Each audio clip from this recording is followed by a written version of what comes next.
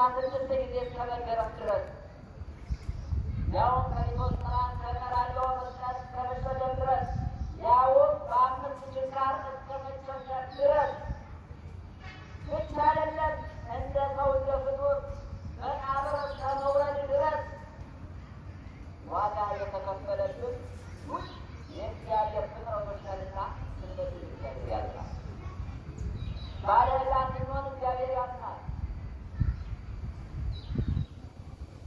ስለዚህ ከዚህ ዕዳ ለመላቀቅ የሚታጠሩ ሰዎች ፍሬና ኃጢአት ለማግኘት ለንስሐ የሚታጠሩ ሰዎች ታላቅ ጸጋ ያላቸው ሰዎች ናቸው።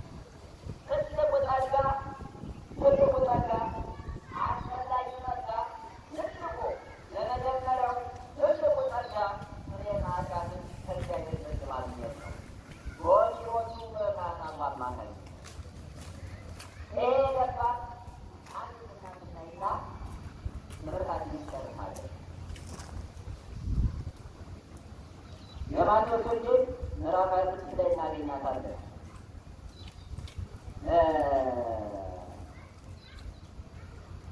የማርያምን ታሪክ እናገኛለን። በዝሙት በኃጢአት የኖረችው ሴት ታሪክ እናገኛለን።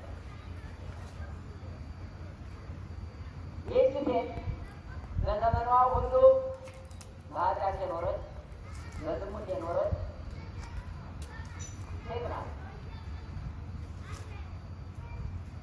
መቼም እኛንን እንጂ ያልነቃን እኛንን እንጂ ዛሬም እንደተኛን ያለን እኛንን እንጂ ቆም ብለን ማሰብ ያልቻልነው የዕድሜ ልክ ጠላት የሆነው ሰይጣን ዲያብሎስ እኔና እናንተ ከእግዚአብሔር ለመለየት ከዚህ ታላቅ ጸጋ ከፍሬና ኃጢአት ወደ ቅድስና ወደ መዞን የሚያሸጋግረን ጽድቅ የምናገኝበትን ከእግዚአብሔር ጋር አንድ የምንሆንበትን ፍሬና ኃጢአትን የምናገኝበትን የንስሐ መንገድ እንዳናይ አድርጎ ሰብስቦ በተለያየ አይነት መንገድ ልቦናችንን ሰርቆ የተለያየ አይነት ምክንያት እየደረደርን ከየመንገድ ወደበኛው ከታላቁ ጸጋ እንድንርቅ የሚያደርግ የማይተኛ ጠላት አለ። የማይደክም ጠላት። ይህ ጠላት ሴት በዝሙት እንድትኖር መግደል ችለዋል። እያረከሰች እንድትኖር በማድረግ እግዚአብሔር ለይቷት የምትኖር ሴት ነበረች። ተመልከቱ። በምትሰራው ስራ ገንዘብ ታገኛለች፣ ሀብት ታገኛለች። ኋላ ግን 3 ዓመት ባለኛው ቀንም አንድ በሊማዊ ቤት ግብዣ ተደርጎለት እንደገባ ዜናውን ሰማች። ተመልከቱ። ይህች ሴት ጊዜ አላባከነች። አሁን ገንዘብ ነው እየዘሞተች ገንዘብ ታገኛለች። ስጋዊ ፍቅርን መሙላት ነው፣ ስራዋ ዝሙት ነው።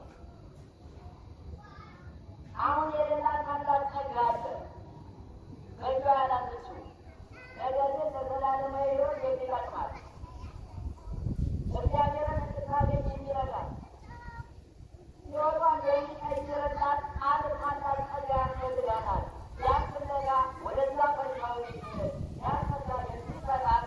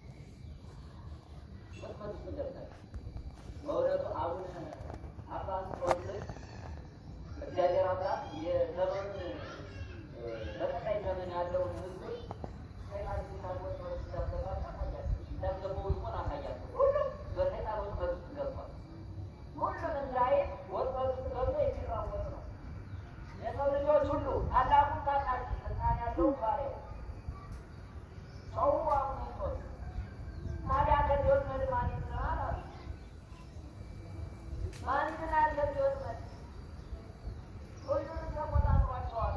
ዛሬ በእንደዚህ አይነት መንገድ የሚያካለን ሕይወታችንን የሚለውጠው እግዚአብሔርን ያህል ታላቅ አምላክ ላናየው የሚያይ ላንጠልቀው የሚፈቅድ ላንቀርበው በልቆን የማያውቅ በመንገዳችን ሁሉ ተለይቶን የሚያውቀውን ለዚህ ዕድሜ ለደረስንባት አሁን ላለንበት ደረጃ ያደረስን በየዘመኑ ኮለነሳ መቅሰፍት ተውሮ ዛሬ ሰው አድርጎ ያቆመን ወደ ልቢያ ያለወጠን ሕይወታችንን የለወጠ አላወቅነው እንጂ ልፋት ድካማችን ሳይሆን በእውነት ነው የምላችሁ የእግዚአብሔር ስራ የእግዚአብሔር አሰራር በስራችን አይደለም፣ በስራው ነው ዛሬ ላይ ያለ ነው። በድካማችን አይደለም በእሱ ሀሳብና ፍቃድ ነው ዛሬ ያለ። ስለዚህ ይህንን ጸጋ የሚሰጠውን እግዚአብሔርን እንዳንፈልግ ሰይጣን በእሱ ተደራጅቶናል ብላችሁ ወጥመድ ውስጥ አስገብቶናል ብላችሁ የሆነ ሰዓት ላይ ወደ መፈለግ ተወረደና እንደገና በሆነ ነገር አገባሱ እንድንያስተናገር እንደገና እንለወጣለን። እንደ ውሻ ወደ ጥፋቱ እንደሚመለሱ እንመለሳለን። አያችሁ፣ ይህች ሴት ግን ልቧ ቆረጠ። ማርያም ልቧ የቆረጠ ሴት ናት። ኃጢአተኛ ሴት ነኝ ይላል መጽሐፍ ቅዱስ ይናገራል። ተመልከቱ፣ አንዲት ኃጥእ ሴት፣ አንዲት ዘማ ሴት ማርያም የምትባል ነች ይላል። ተመልከቱ፣ እሷ ከዛ ታሪካዊ ቤት ውስጥ ክርስቶስን ፍለጋ መጣች። ማንን ፍለጋ መጣች አልኳችሁ? ክርስቶስን ፍለጋ መጣች። ምን ይላለች? ሽቶ ይዛለች። ምን ልታደርገው? የክርስቶስን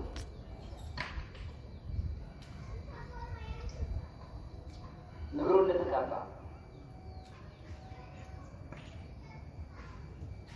የሉቃስ ወንጌል ምዕራፍ 7 የእሷን ታሪክ በተጨማሪ ከማንኛውም በተጨማሪ የሉቃስ ወንጌል ምዕራፍ 7 በቁጥር 32 ላይ በተጨማሪ ታገኙታላችሁ።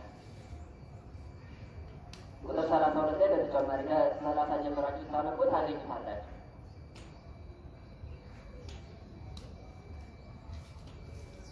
ያቺ ሴት ወደ ክርስቶስ ሄደች።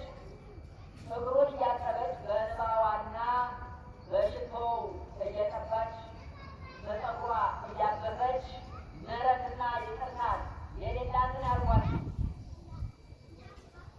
የሚያሻትን ሁሉን እንድታገኝ የሚያደርጋትን ከሁሉ ላይ የሚያሾማትን የትናንትና ስሟን የሚለውጠውን ታላቅ ጸጋ ፍለጋ ሐረር ቤት የሚለውን ስሟን የሚቀይር ዘማ ቤት የሚለውን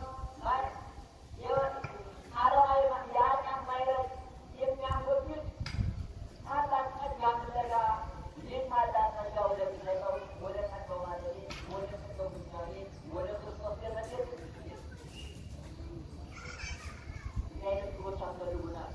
እግዚአብሔርን የሚፈልጉ እግሮች፣ ወደ እግዚአብሔር የሚያቀኑ እግሮች፣ እግዚአብሔርን የሚፈልጉና ታላቁ ጸጋ ፍሬ ኃጢአትን የሚናፍቅ አእምሮ ይመረን ያስፈልጋል። ያለሱ መድኃኒት የለም። ዓለም የዳነው ፍሬ ኃጢአት ካገኝ እኮ ነው ወገኖች። ዛሬ የምንድነው ፍሬ ኃጢአት እናገኝ ነው። ዓለም የዳነው ፍሬ ኃጢአት በክርስቶስ ደም ስላገኘ ነው። ዛሬ ራሳችንን በሰራነው በወደድነው በበደልነው ኃጢአት የምንድነው ከሚመጣ ነገር የምንድነው ፍሬ ኃጢአት ስናገኝ ነው። ፍሬ ኃጢአት ስናገኝ ነነዌ በታዘዘባትና ሌላለችው ፍሬ ኃጢአት አግኝታ ነው ሀገሪቱ እግዚአብሔር ዘንድ ለምን ይቅርታ ለመነች? ፍሬ የገባች ከማወደች ነነዌ አንበራታችን ላይ ከታዘዘ እሳት የምንችለው ከታዘዘ መቅሰፍት ልንሰወር ልንጠበቅ የምንችለው ወገኖች እኛ ይህንን ታላቅ ጸጋ ስናፍቀው ነው። ፍለጋ ስንሄድ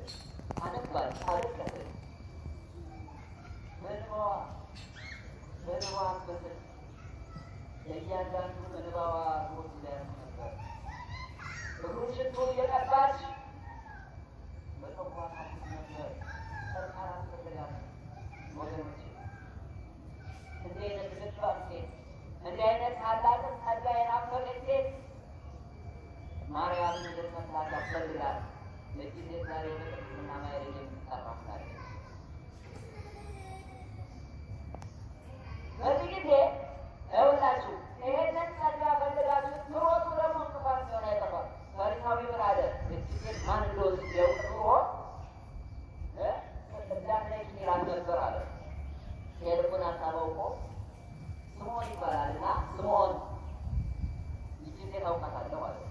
ደነገጠ። እግዚአብሔር ነው ምን አለ? ይህን አውቃታለሁ፣ የፈጠራችኋል አውቃታለሁ። አያችሁ፣ ሰው ሊከሳችሁ ሊያሸማቅቃችሁ ሲፈልግ እግዚአብሔር ምን ይላል? ይህን ሰው አውቀዋለሁ ይላል። ይህችን ልጅ አውቃለሁ ይላል እግዚአብሔር። ለሚያሸማቅቋችሁ ለሚነቅፏችሁ ሰዎች አሳልፎ እግዚአብሔር አይሰጥም። ዝም አይልም እግዚአብሔር። ምን ይላል? ከየትኛው አለው ይላል እግዚአብሔር። ስርየት ኃጢአትን ማፍቀር ታላቁ ጸጋ ፍለጋ ስግደት እግዚአብሔር አውቃለሁ። ከጌታ ይቃለው አንድ አበዳሪ ሁለት ሰዎችን ብድር ሰጣቸው። አንዱን 500 አንዱን 50 መክፈል ስላልቻሉ ሁሉንም ተወላቸው። የትኛውን የበለጠ እንደኔ መስራት አለው? ባለ 500 አለው። እውነት ብለሃል። የበለጠው ሊወለደ የበለጠ ፍቅራታ ይሆናል። የበለጠ የለመነች የበለጠውን ጸጋ የሻተችውን ይህችን እንዴት ታላቁን ጸጋ የፈለገችውን ይህችን እንዴት ከዚያ እርምጃ ናቸው ብዙ ፍቅር አሳይታ አይታለች። የመጣችው ፍሬ ካላት ፍለጋ ነው። የመጣችው ከእግዚአብሔር ጋር ጽድቅ ለማድረግ ነው። የመጣችው ለንጽህና ነው። ያደፈ ሰውነቷን ያደፈች ነፍሷን የተንገላታች ነፍሷን እግዚአብሔርን የናፈቀች ነፍሷን ወደ እግዚአብሔር ቀጥታ ልታረጋ ልታስደስታት ከዚያ ልታገናኛት የመጣች ብዙ ፍቅር ያሳየች ነፍስ ናት። ስለዚህ ስለ ብዙ ፍቅሯ ብዙ ስጋዋን ማለት ብዙ ኃጢአቷን ይቅር ብያለሁ ስሬታ ታሳይታለች። ምን አለ? ኃጢአትሽ ተሰርዮልሻል፣ በሰላም ወደ ቤትሽ። ይህን ቃል እንድንሰማ የአምላካችን የእግዚአብሔር እግዚአብሔር መልካም ፈቃዱ ይሁን። ኃጢአትህ ተሰርዮልሃል፣ በሰላም ወደ ቤትሽ። ኃጢአትሽ ተሰርዮልሻል፣ በሰላም ወደ ቤትሽ የሚል ልቦናን የሚያጽናና አእምሮን የሚያረጋጋ በሐሴት በደስታ እንድንመላለስ የሚያደርግ እግዚአብሔርን የምናገኝበት እግዚአብሔርን የምናይበት የእግዚአብሔርን ድምፅ የምንሰማበት የእግዚአብሔርን ማዳን የምናይበትን ፍጹም የሆነውን ታላቅ ጸጋ ስለማዳን እንድናገኝ አምላካችን እግዚአብሔር ይመስገን። ይህ ታላቅ ጸጋ የሚገኘው በንስሐ ነው። ስርየተ ኃጢአት የሚገኘው በምንድን ነው? በንስሐ